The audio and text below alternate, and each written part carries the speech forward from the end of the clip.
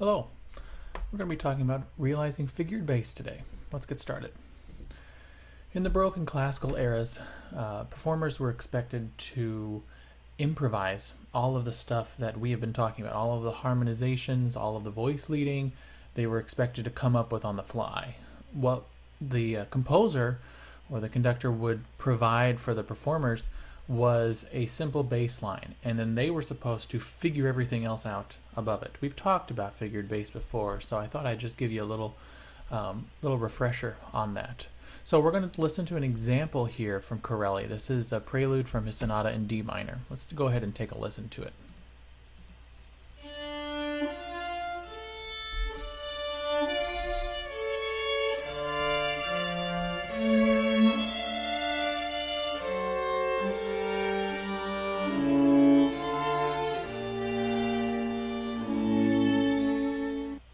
All right, so you can see underneath that there are some figured bass, figures and the numbers and the symbols underneath it, talking about what's going on up above. So this was used and has been used for centuries as a great way to teach the principles of harmony and voice leading as well. And you can see that this would be a really great way to do some things like that because of how effective that improvisational learning technique would be. So I want you to really pick up on some of these figured bass figures as well. You'll see at the bottom of this page, example 1314, the common figures there. A little bit too far. Common figures there are the D in the bass, okay, and we've got underneath that those figures that naturaled 6, or in this case, since the 6th above this note is a flatted note because of the key signature, you could also have placed a slashed 6, because slash, as we know, talks about raising whatever pitch is being slashed or being affected at all.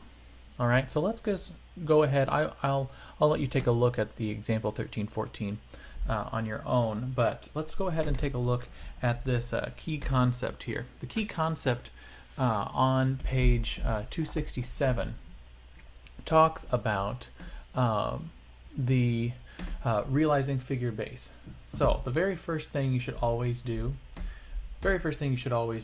is to sing the line. Just sing the line. This will help identify some things for you that you may not notice otherwise. It may not be clear to you. You'll hear some things. You'll pick up on some nuances that you wouldn't otherwise not pick up on at all. So sing the given line, and solfege is fine. It says scale degree numbers there at the key concept. Don't do that. It's really not necessary at that point. So just go ahead and sing it in solfege. That'll be sufficient. If you have an accidental next to a number, raise or lower the pitch that it's talking about. And if there's a slash, you raise it.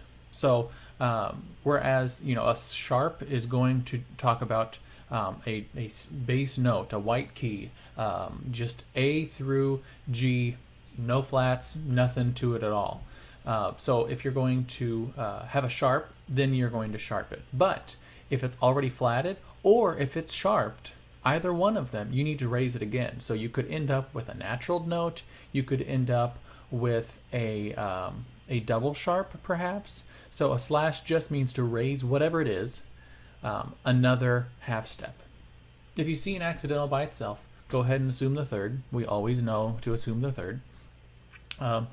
Place pitches above the bass by itself. Oh, yeah, sorry. Place pitches above the bass in an appropriate octave. So when they say 6/3 or 6/4, it doesn't mean literally the sixth above. It means that the note that is a sixth above the bass note in whatever octave is appropriate for the voice leading. So for instance, in the example that we have just taken a look at, okay, you can see that first example is a naturaled 6. So a sixth above that D is a B flat, and we natural it, so it's a B natural in this case. But it does not need to actually be that B right there. It could be a B up in the soprano. It could be a B way up above the staff in the treble staff. So either one of them would be sufficient, but they just need a B. All right? Now, use pitches in the diatonic key. So keep that in mind. If you're going to be writing figured bass, you need to keep your key signature in mind. Otherwise, it's going to throw everything else off if you're not paying attention to that. So make sure you remember what key you're in. If there's a dash between two numbers, as we can see in the, and again, that same example, at the end of it, you can see a 4 to a natural sign there. So that 4 to natural sign, we always assume the third if there's just a figure there. So it's a 4 natural 3 assumption there. So in this case, go ahead and realize this is going to be a suspension. All right, and you can see in that example there that they have suspended the C, which is a fourth above the bass, and then down, resolving it onto the B natural. You should also remember that the accidentals in the figure are only going to be applying to that figure itself. So don't go ahead and assume that a natural note here is going to continue on to the next chord. It will throughout the measure, but the figured bass will reflect that if they want you to do it. So keep in mind that if it's going to be in this case, it may not be in the next one unless the figured bass tells you to do it like that. So please keep that in mind as well. Now you should also follow the doubling and voice leading guidelines just like you would otherwise, just because this is important. You know, you got to make sure that everything flows nicely. Stepwise is the best way to do this unless you have a very good reason not to. So go ahead and follow those voice leading rules and guidelines that we've been talking about for the last couple of weeks. A little bit too far again. All right, so this is the melody and the bass line of one of Bach's chorales harmonizations. Let me throw it up on the screen for you. So the next one, example 1315, you'll be able to see the way that Bach wrote this. Okay, so he gives this bass line, bum ba da dun dun da da dun.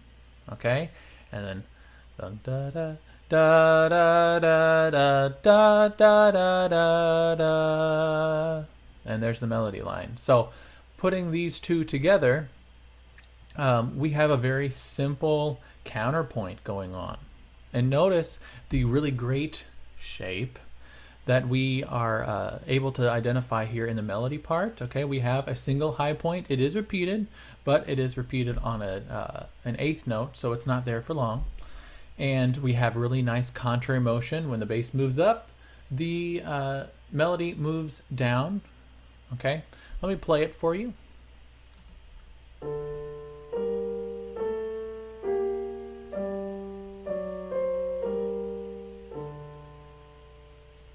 All right, so there's that example for you.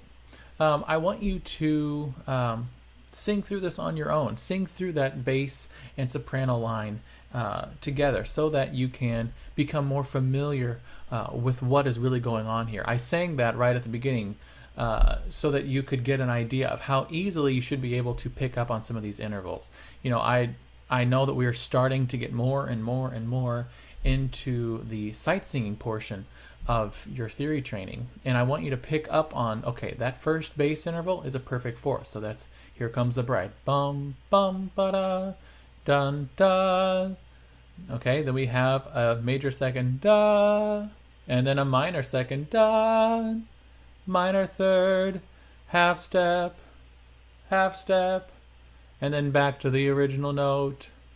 Okay, and then for the other part, trying to find out where exactly all of that is. Identifying the key you're in will help out as well. So go ahead and sing through those and look at how great that counterpoint is. Now we're going to start filling out the inner parts, because what we have so far is just the bass, and we also have the melody. So we've got two parts that are still missing. So let's go ahead and scroll down the page and see what it looks like when we add some more things in here. Okay, so this is the example that the book gives us when it's all filled in. All right, and I'll play it for you and then we'll talk about it.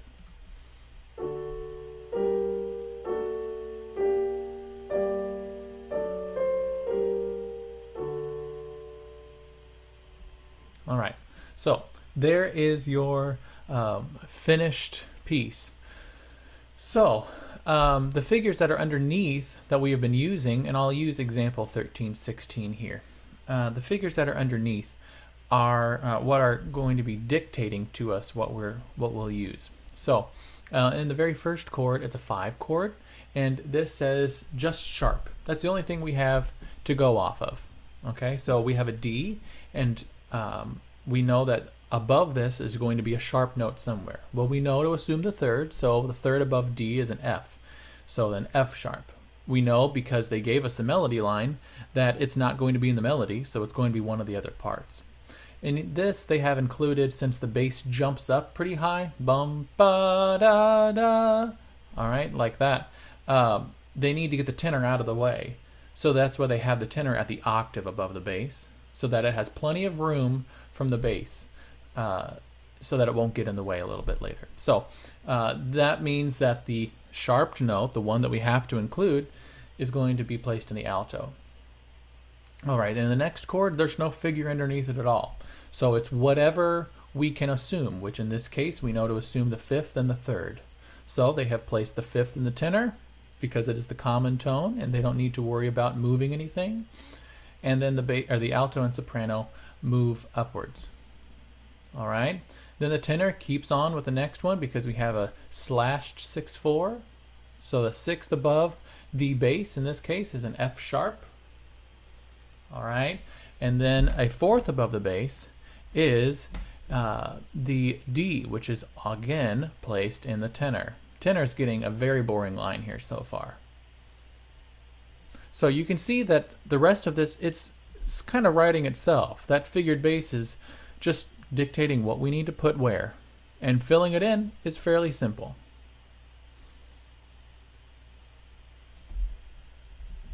Now, when you're going to be writing a Roman numeral analysis, please do not use the figured bass figures underneath it. Go ahead and put it on a second line underneath that, so that you can differentiate how that is going to be represented. For instance, we know it's in G minor, and we know that that first chord is going to be a major 5 chord, because that sharped 3rd. All right, but we don't need that sharp in our Roman numeral analysis. So just put it on a different line, and then I can just call it a major 5. Again with the next chord, a 1, minor 1, and then the following chord is a 5/6/4. Now notice in the original figured bass, they have a slashed 6. Well, we don't need that slash. It wouldn't be appropriate for the Roman numeral analysis. So go ahead and just put it on the next line down.